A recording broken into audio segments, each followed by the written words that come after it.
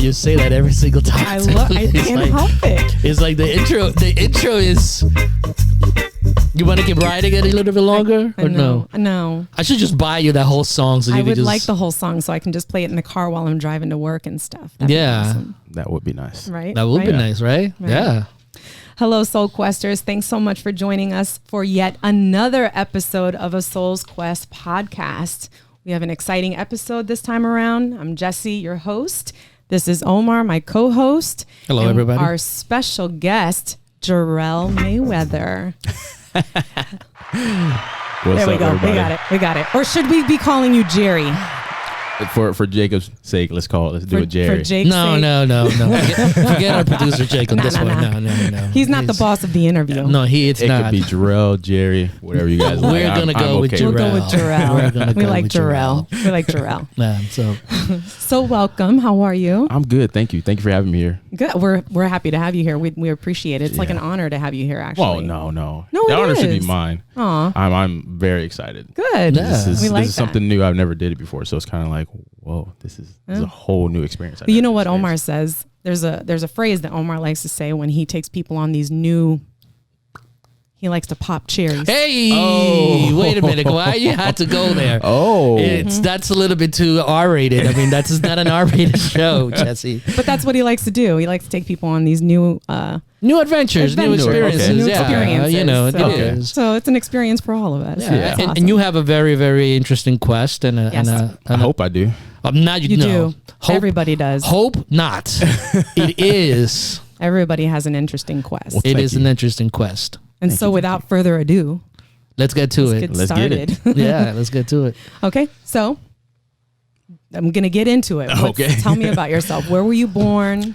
So I Where was you born in from? Florida, from Riviera Beach, Florida. Oh, West Palm Beach. West there. Palm, Okay. Riviera. Nice. Riviera? Riviera, Why is it that they call it Riviera? For those people that don't know. So Riviera Beach, when I was growing up and when my dad was an upbringing, he told me about the stories of, just the violence of that community. And no matter what street you were on, you had to represent your block and you had to stay with your block. You could not, venture out and be in a different neighborhood and just say, hey, what's up, man? Like, no, Really? that's not how it works, Really? Wow. And even though you wasn't a gang affiliated, it's just how it's brought up over there. And that's how it was back in the day. I'm sure it's changed since I left, but It's still pretty rough. it still is Actually, pretty rough. my brother lived in Riviera Beach for a little while there, and Yeah. there was some shootings, and not that doesn't happen in other areas. Of course, but yeah. it was pretty. Yeah, and then, like now, my grandparents still live in the same house that I remember growing up in, and Really? Wow. it's like the neighborhood hasn't changed as much, but it's still the same violence, Yeah. So Yeah. it is kind of sad, but I'm glad I got out of that situation. Okay. And how old were you when you left Riviera Beach? So I was always in Riviera Beach, so I never really say I left. It was more of I lived in Green Acres, but I was always still in Riviera Beach. Oh. So it was always still back and forth. You either staying at grandma's house Yeah. for a little bit, or you're staying, at my parents' house. Yeah. And it was just back and forth. And they lived in Green Acres, which is sort of like Lake Worth. Lake Worth, yeah. Is that where you went to so you went to elementary, middle school? No, Okay. I went to elementary. So first of all, I started off at George Washington Sharks Elementary School, or George Washington Elementary School in Riviera Beach. And then I went to a private Catholic school or something like that. Okay. Transferred to multiple schools in Palm Beach. And then my middle school years, I spent 1.5 years at what is it called now? Palm Springs Elementary. It used to be called Palm Springs Middle School. It used to be called Jefferson Middle School. Jefferson, yeah. Yeah. Okay. So I and know then that. I came up here, and I've been up here ever since for I believe about 13 years now. Okay. Wow. So it's I got used to the area now. So Yeah. And what was home life like when you were home younger? life. So when my mom, she wasn't a worker due to her illness. She had lupus. So my dad was always the one that brought home, the goods, the financial stability for the family. And no matter what, he was always working, always 24. It felt like 24/7 because of how early he went to work and then how late he would come back to work. Yeah. And he worked for Cisco at the time. Oh. So it was a great company. and treated him very nicely until, the recession hit. The recession, 2008. Okay. Yeah. And then once that hit, it kind of took everyone back, and then he had to reevaluate his life and kind of said, you know what, hey, I think I'm going to start my own business. And from that point, it was good. But home life, even with that, it was amazing. My dad was always there. My parents were always there. And the love was always there. It may have been hard sometimes, but I think that's what parenting is. What do you mean hard? So, as kids, we get in trouble and, beatings and things like that will come with that. But I also respected that because I think at least in my life, that's what helped me grow. Yeah. Because it taught me right from wrong, and if, I got out of line, my dad could just look at me and be like, that's not going to happen. Right. You knew the look. The look just like. All the parents got the look. Come on, man. Like, yeah. Yeah. And it was just one of those things. And I looking back on it now, I'm very thankful for that because I see it nowadays. I'm not trying to judge anyone else's, but it's like, that didn't fly in my household. Correct. Yeah. So, but mom was amazing. She was always home, cooked all the time, really took care of the family when my dad wasn't around. And we also had the extended family, which I do miss because living back in Palm Beach, we was always near family. Yeah. Always. So up here, it's a little different, not having every single family member there. Yeah. Now, is most of your family in West Palm Beach now, or just so it's split up? Okay. So I have my grandparents and like certain uncles and aunts down there, but I have like my dad's sister and my dad's two sisters up here with their children, and that's who I pretty much grew up around here with. Right. So really didn't have like my uncles, nieces and nephews, or not nieces and nephews, but cousins and stuff like that around. So it's just like I kind of do miss them. You don't see them all the time where I see them, like my cousins up here all the time. So it's just different, But overall, my upbringing was amazing. I wouldn't change it. Even if financials or anything like that came into a play, I don't think I would change the way I grew up because it made me who I am now. Yeah. So can I ask you a question? You mentioned that your mom has lupus. We're familiar with that because we have a family member who also has that. Yeah. 2 family members, yes. And we're not always there to see the daily issues that they have to go through, all the how was that for you watching your mom? It's crazy when I think about it because I didn't notice it until I got into high school. But my mom's had lupus, I think, for the past 18, 19 years. Wow. And I didn't know about it, like I said, until high school. I think it was my sophomore year. I remember her telling me something about lupus, and I was like, what is that? Like, I've never heard something like that before. Never heard a disease like that before. Right. So she told me she didn't really tell me about it. I did my own research and just figured out like, oh, this is what this is.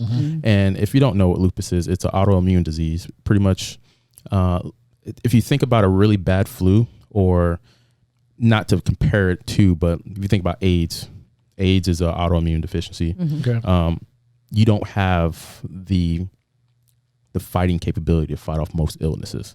So it affects your immune system. Yeah. Is what that is. And then your ability to actually defend against diseases or... Yeah. So like a common flu, if you get it, it can be devastating to you. Yeah, correct. Or just anything, you have to be very careful of what you do. And I didn't know about that until I was older. Right. So now seeing my mom growing up with that, always seeing her taking all these different pills, prednisone, all these different steroids, blood pressure medication.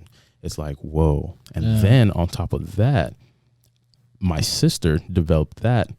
And when she was going to FIU in college, she pretty much got stressed out, overstressed, and her body just pretty much failed when you think about it. Wow. And it affected her in a way that it's devastating. She had to do dialysis. Wow. And, kidney transplants. She just had her second one, and this one's successful now. Okay. So it's a devastating disease. It's one that when I was younger, I was thinking, hey, if I go into medicine, I would love to study lupus and try to make something better of it. Right. Because I don't want anyone else to go through that. Yeah.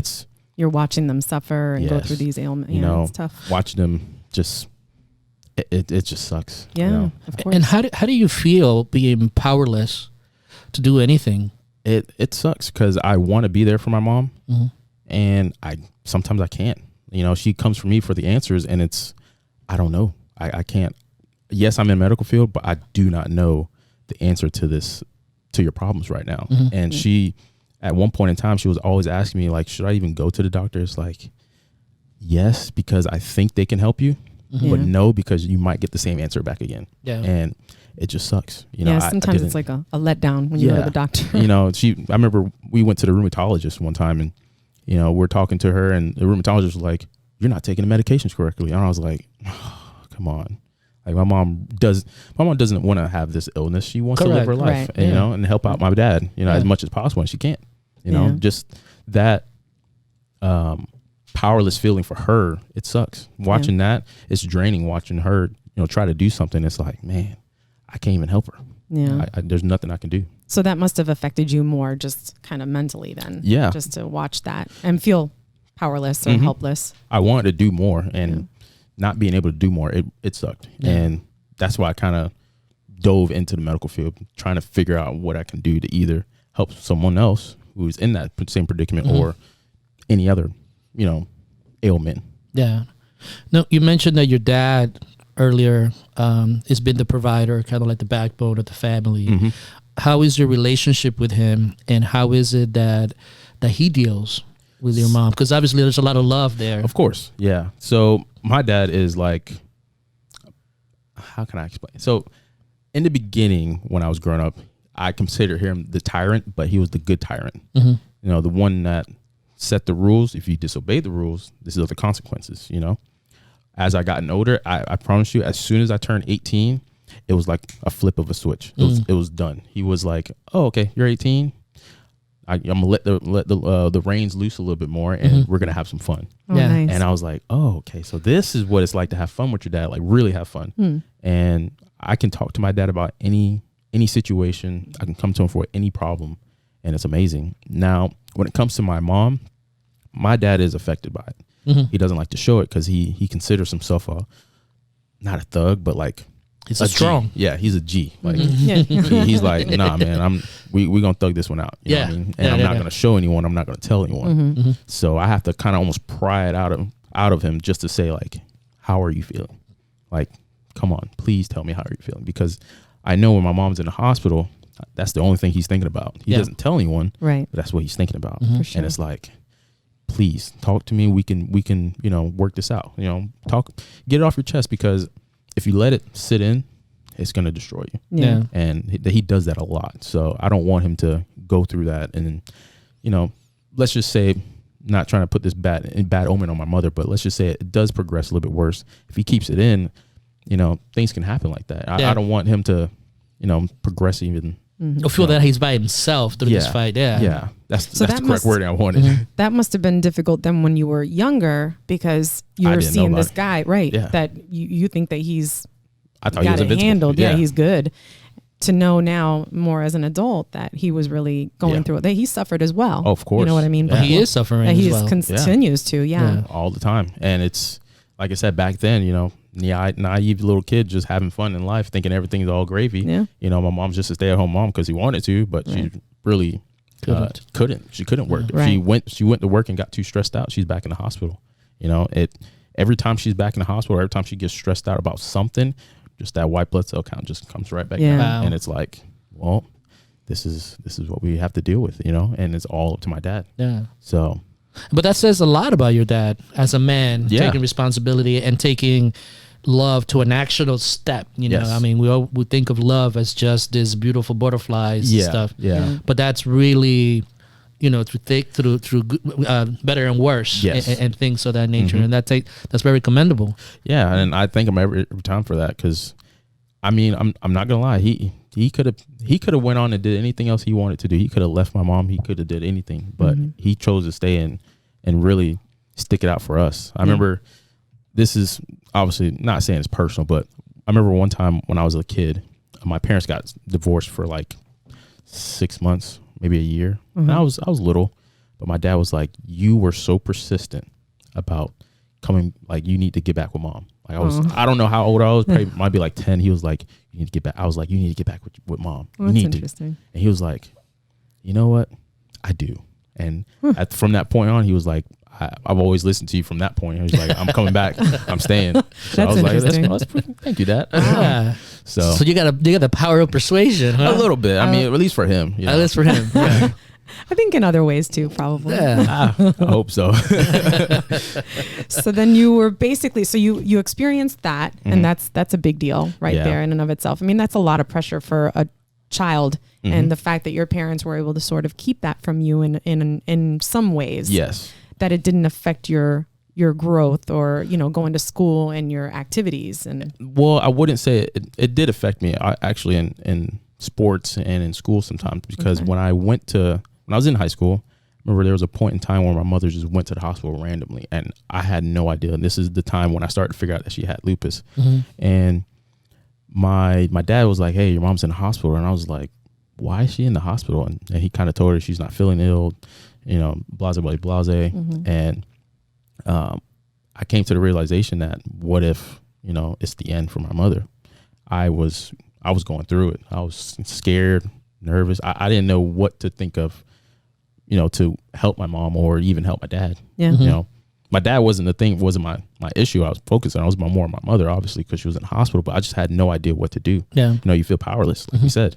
And I just broke down. I was like, I don't think I should be doing football right now if my mom's in the hospital, or worrying about my grades. I was so worried just for her. So yeah, I could see that. Things just dropped from that point, but it came back up. So what obstacles did that present? So you mentioned that you were playing football. Yep. How did that affect your football playing? How did that affect your academics? At that point, I did not want to play, obviously, because I'm thinking about my mom.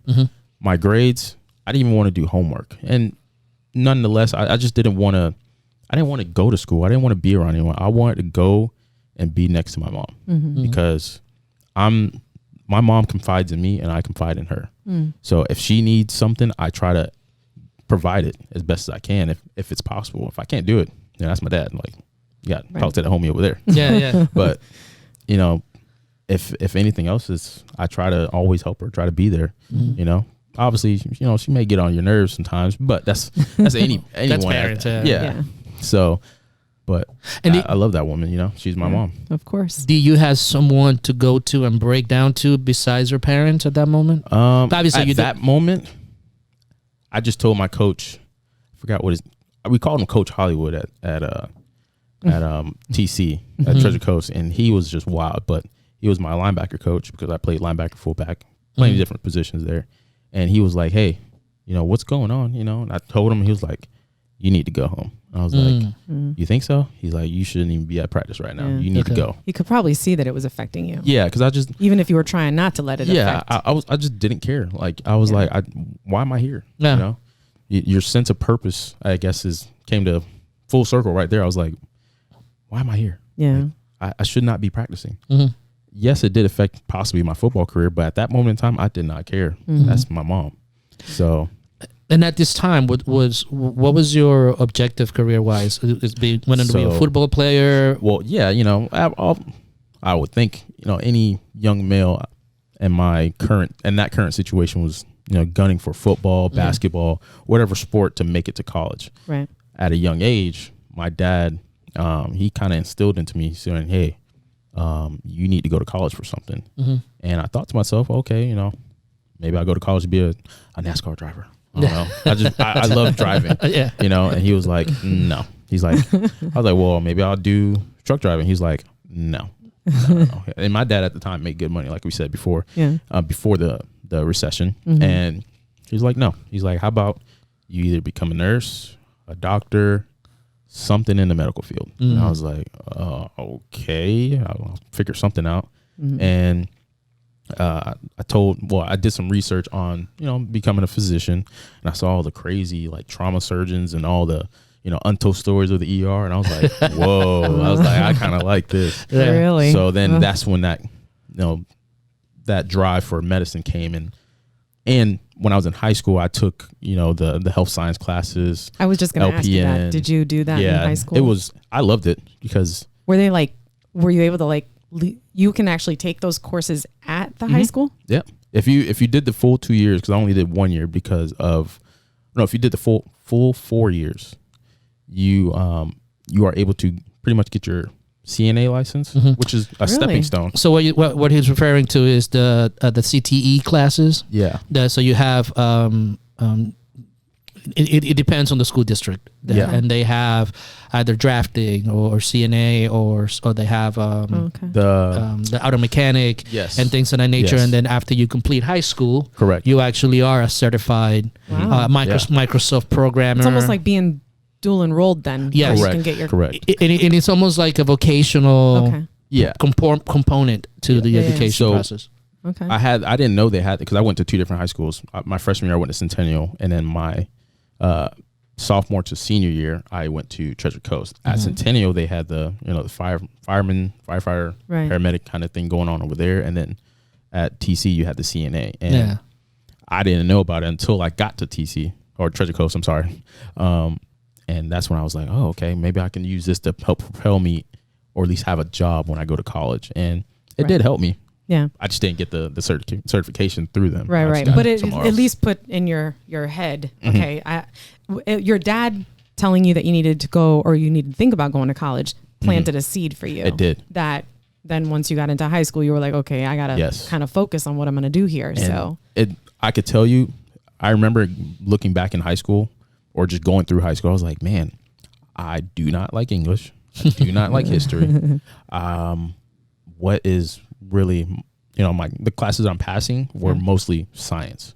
Right. I took A&P in high school. I remember taking all these crazy science classes, and I was just acing it because it was information that was relevant, and I liked the information because when you think about science, it's almost like a cause and effect, or at least a correlation, to the subject. So if you start from the basic cell, it leads up to certain things. You know?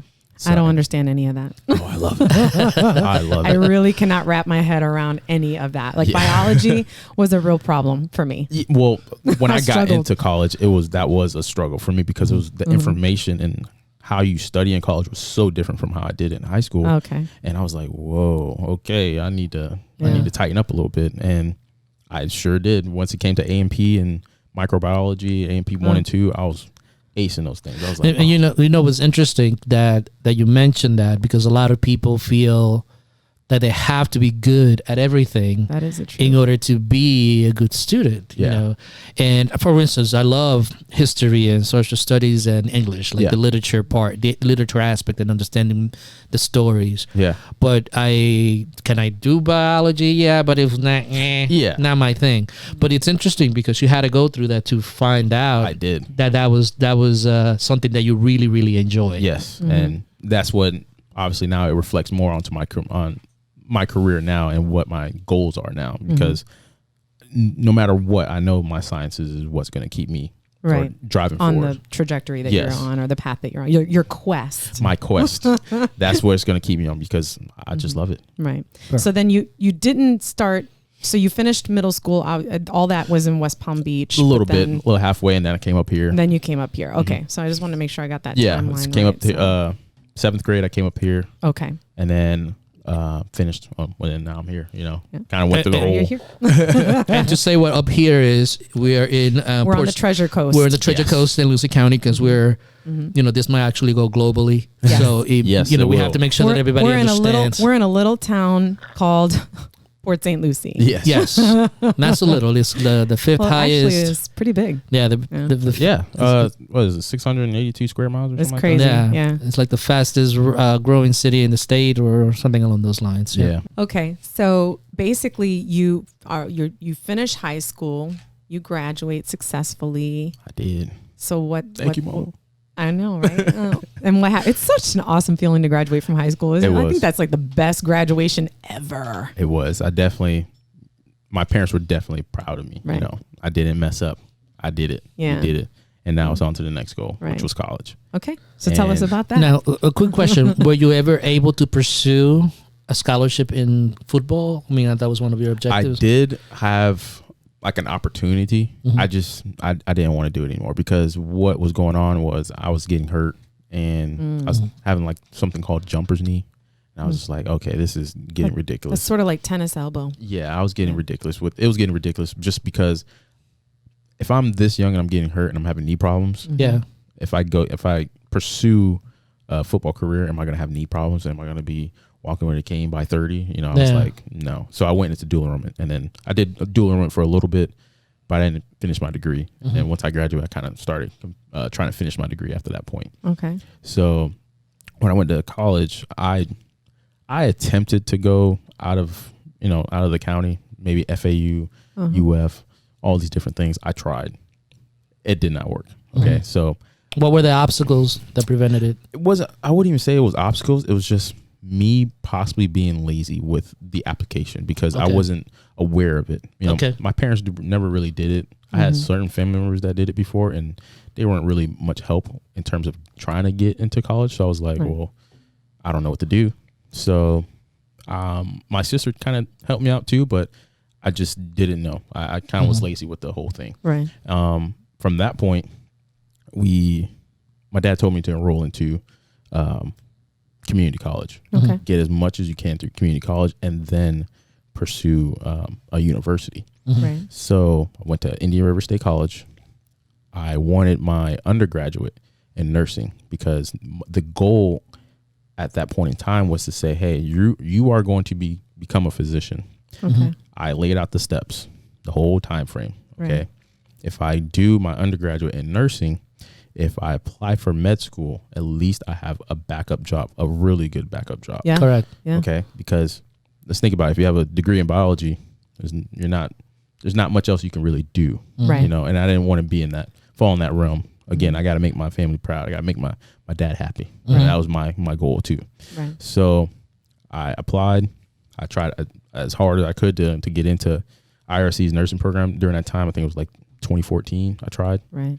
Did not make it. Very competitive program. Very. Yeah. And I was just devastated. Like I thought the whole world was crashing. Oh wow. You know, because again, you try so hard to get in and it's like, man, I really didn't get in. Like, are you serious? Yeah. You know? And at the time I was doing CrossFit and I still do CrossFit. Someone told me, hey, you know, since you're trying to become a doctor and you like this trauma stuff, you should probably, try to become a firefighter. I was like, so do I have the job or like, I don't know. Like, how do I do this? Tell me more. Yeah. So I looked it up. I looked up first of all, I looked up what is a fireman? What do they do? What do they see? Because again, like I said before, I wanted to become a trauma surgeon. I want to see the trauma. I want to help people in their lowest of the lows. Right. At that point in time. Right. So I looked it up. I was like, oh, I think I could do this. Went to EMT school. I told my dad about it. He was like, well, if you think you could do it, do it. I'm like, okay, well, they say I can get a job after it. So I did it. I did EMT school. Then I went to fire school. Fire school was great. It was tough, but it was great. Right. Right. I finished. I was the class leader, did the whole speech. It was great. I was like, wow. Public speaking. What year did you? I know. You did it. I did it, but I was sweating bullets.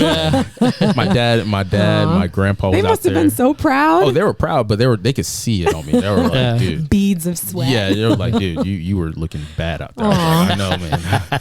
It was a lot. That's a very emotional. It's for a parent to see their child. It's be in that position. Like, my dad never cries, but I could tell you it was one of those moments where he was almost there. Close. He was close. He was like, you did it. And I was like, you about to cry. Oh, man. He held it in. He held it in. So I finished. So I graduated. I got my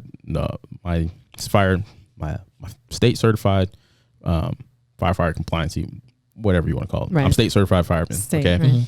Right. I do have my EMT, and my EMT now, it took me 6 times to get it, but I did it. You did it. Oh, it took me 3 times. I'm sorry. It took me 3 times to get it, and it was the hardest thing I've ever done. I was like, dude, am I dumb? Those tests are so they're hard. Yeah. But they are. But like I said before, I'm good in sciences, but there was the correlation. I just didn't understand the correlation. Right. But once I understood it, I was like, this is easy. Yeah. Right. But no one teaches you that until you have to go through it. And I was like, and nobody really even, unless you take like a prep exam. And I did. I took prep exams. I took everything. But even with that, those questions, if it doesn't click for you, it doesn't click. And I just had to literally open a book and say, hey, this is that, that's what happened. But so like I said, we finished the whole fire epilogue. And fire epilogue, I like that. we finished it, or at least I finished it, and now I'm thinking, okay, hey, I got people from different departments saying, hey, we want to hire you, we want to do this, blah blah. I'm like, oh wow. Man, I'm thinking I'm gonna get a job. Yeah. Okay. 2 years passed by and I finally get a job. But let me tell you, those 2 years were rough. Like tell us a little bit more about those 2 years. So when you finish, if you ever want to do this, go through to become a firefighter, EMT, at least in the state of Florida, you got to go through EMT school, got to go through fire school, and then from that point you start applying to jobs. Okay. When you apply to jobs, you're in a pool of applicants. It could be up to 2,000 people. The city of Orlando, on average, is 2,000 people. Palm Beach County, 2,000 people. Yeah. Is it really that much? Oh, it's gosh. That's the top dogs, man. Wow. Okay. It's where everyone wants to be. Right. And when I applied, or when I finished school, I had different captains and people in high ranking places saying, hey, I think you should work for us. I'm like, oh, okay, well, this is great. Like, cool, I'll start applying. Yeah. I never got past certain points, maybe it was the physical. Mind you, I'm a very physical person, but I would never get an interview after the physical. Right. So I didn't know what it was. Yeah. So from that point, I was just devastated. Yeah. Did you start sort of self-doubting and like those kinds of things happening? Like you were like really definitely self-doubting, because the fact that I thought I did everything to get to that point, to get into the fire service, and it still wasn't enough. And it wasn't enough. It wasn't. Wow. So I had to, that first year I sat back and looked back at it and I was like, what am I doing wrong? Yeah. And there was a next step you can do, become a paramedic. So I said to myself, okay, if I go to paramedic school, maybe I'll get hired. Maybe. So I told my dad, I said, hey, I'm going to take this leap of faith because I don't know what else to do.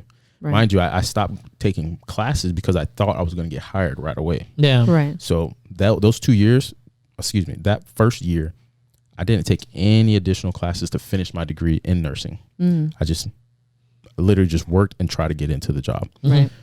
That second year, I went to paramedic school. That paramedic school was great. It was pretty much self-taught at the paramedic school I went to. I'm not going to bash names. I'm not even going to say the name of the school, but it was, if you put in what you wanted, you got the results. Yeah. Right. So it's kind of like a DIY. In a way, yes. Yeah. So at the end of that, I had applied to St. Lucie County, where I work now, and Riviera Beach. And at the time, the assistant chief of Riviera Beach was in my paramedic class. Oh. Yeah, it was weird. That is weird. It was weird. I was like, dude, what are you doing here? He's like, I always wanted to be a medic. But he's a chief, so he's like, I'm never going to ride the box. I'm never going to be on the rescue, but at least I'm a paramedic now. And I can understand what my firefighters are doing on the scene now. Right. So that's what he did it for. And I remember at the end, he's like, Jerrell, I want you to work for Riviera Beach. Wow. But at the time, I was so gung-ho for UC2 that when I applied, I actually got the job at UC. So I was like, well, I guess I'm going to UC. I'm going to Riviera. I'm sorry. And I could have worked from my hometown. It would have been great. But, things happened. And I was like, well, I think I'm going to stay here. Right.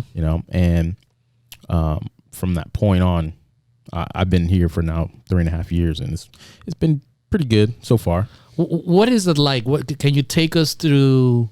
What's it like being a firefighter? Like, what is the life of the firefighter? So, I mean, I know that they picture you are.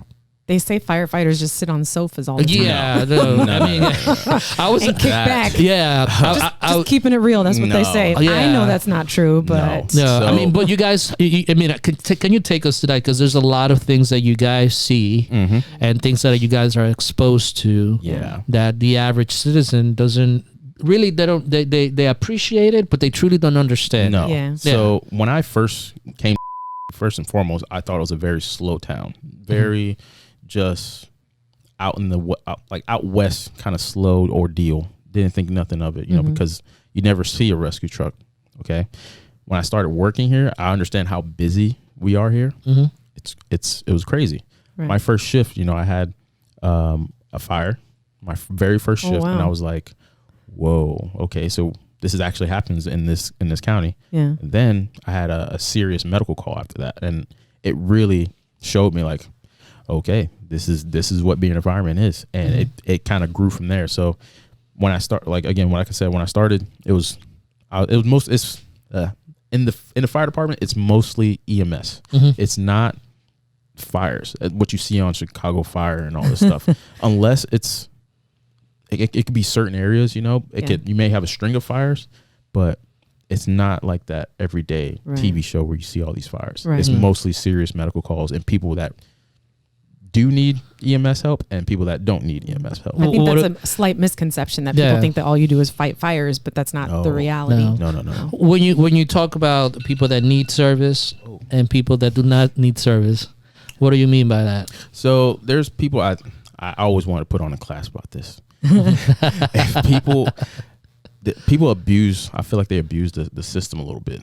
They think that they can just call 911 and we solve all the problems, and it's not really that we solve all the problems. It's just if you don't have, you're not having a medical illness, like a serious medical illness, you should not be calling. That's what I feel. Like an emergency, like it's a life or death. Yes, there's people that call, like the common, I have a stub toe, or my throat is hurting, I think I have throat cancer. It's like, what?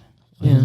Where are you getting that correlation from? You don't have the pre-diagnosis, or you haven't gone to the doctor to see if you even had that type of ailment before. Right. And you just come up with these assumptions, They just read Google and think they have this problem. And it's like, no, like you should not be calling for that kind of stuff. Right.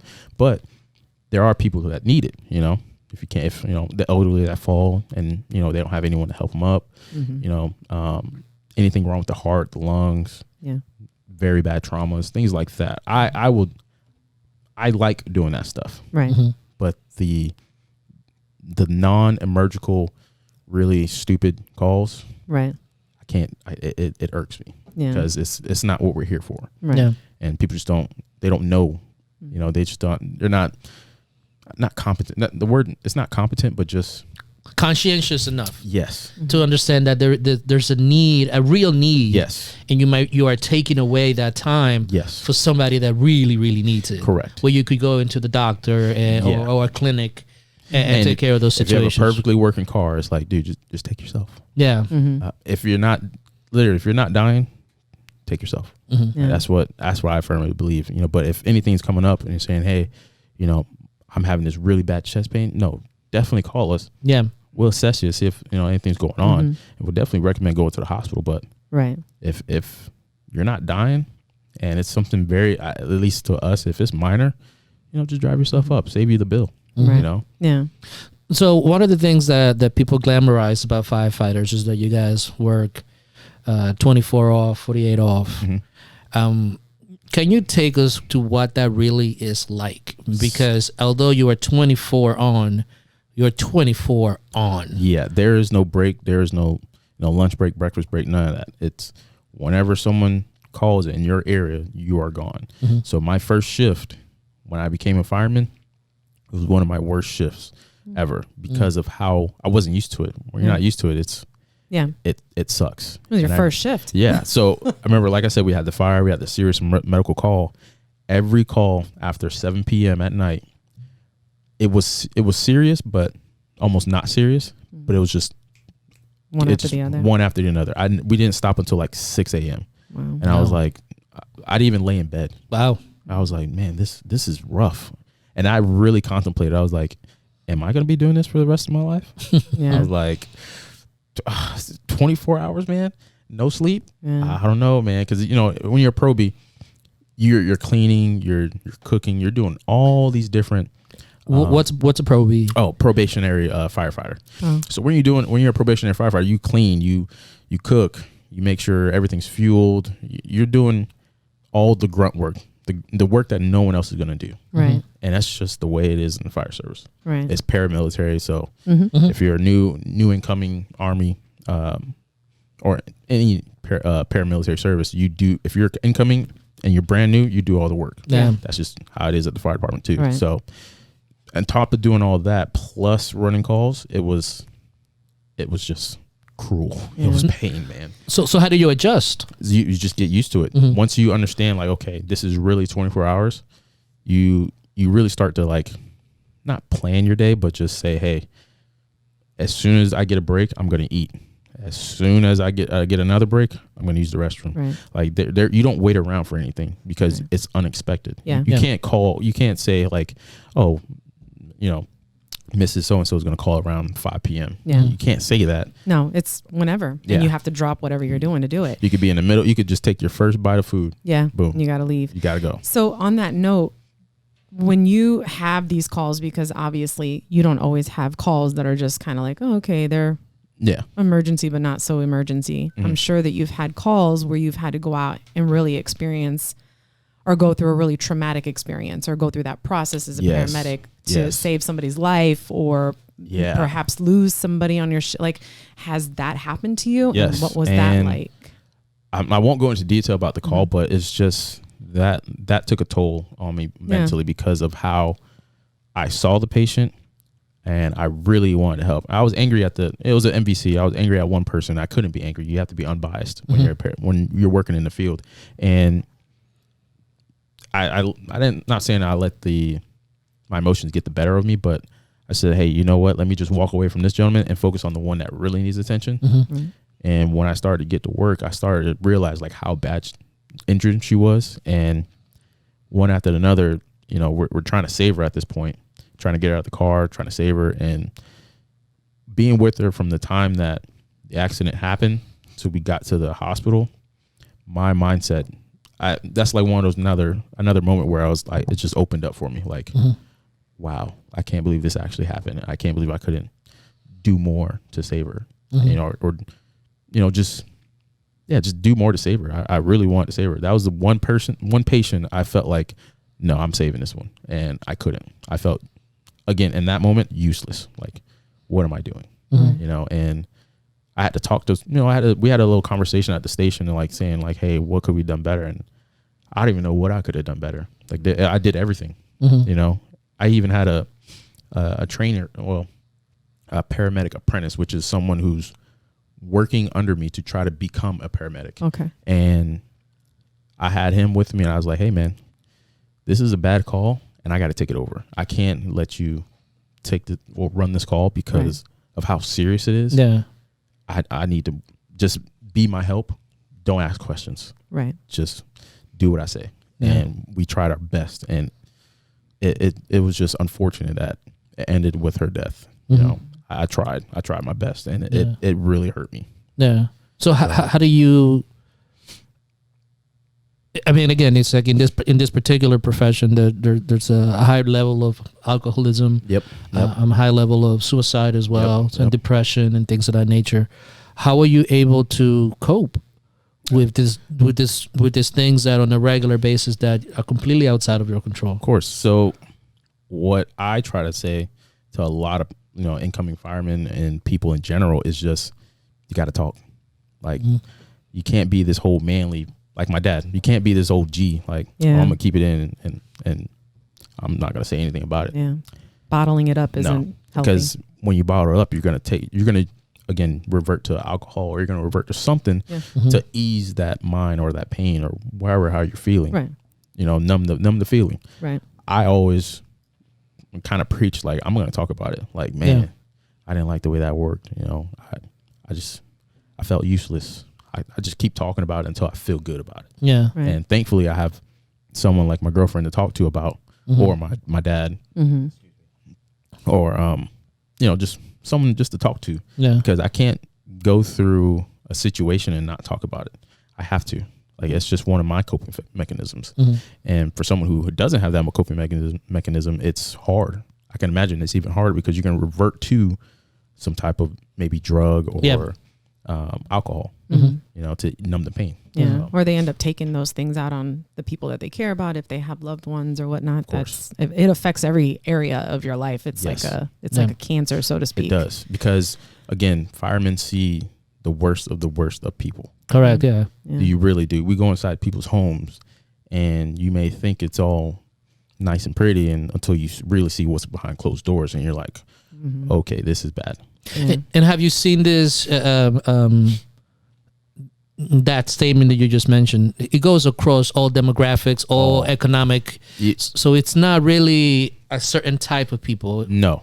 That I used to think like that. Okay. Because obviously I'm from the hood, and I used to think like, okay, maybe you have some nicer houses, but you have like it's mostly lower income people, lower income blacks that have lasting homes. So I'm not gonna lie, we kind of had that, but we're better now, and seeing that up here where it doesn't matter what demographic or what ethnicity you are, seeing that is like, no, anyone can have anything. You could be a hoarder in this house, with all, you may go into a nice community and you may have all the pristine white fences and things like that. You go behind that closed door, it's a hoarder house.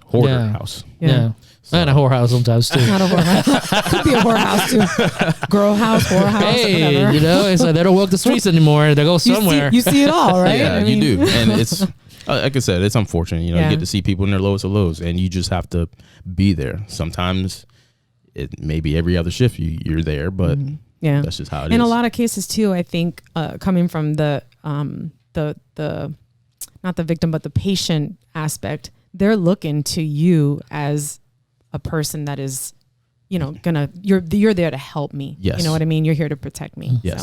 So it's an honorable job. It's an honorable profession. Thank you. One last question before we terminate this portion. And not terminate. No, you don't like the word terminate? I don't like terminate. No? No. Why not? Ask the question. Oh, wow. You trying to ask me the question? No, I want to ask him, but now it's like I'm thrown off because terminate. See how easily I get to this guy? The Terminator. Right. I'll be back. Let's party.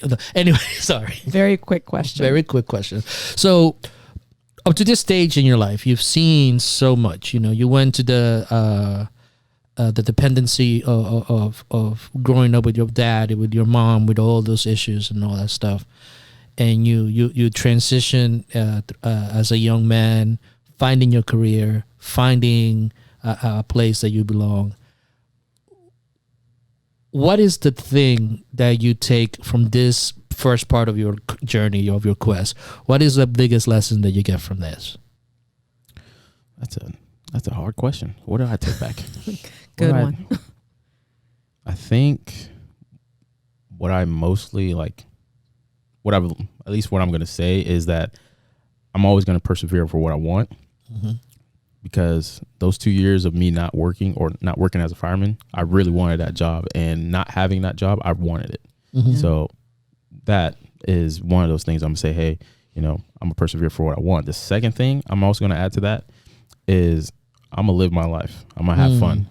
I can't go through life being sad, worrying about certain things. Even with my mom, I'm still trying to be happy. I don't want to, be all angry and negative, even though sometimes I may be. I just don't want to.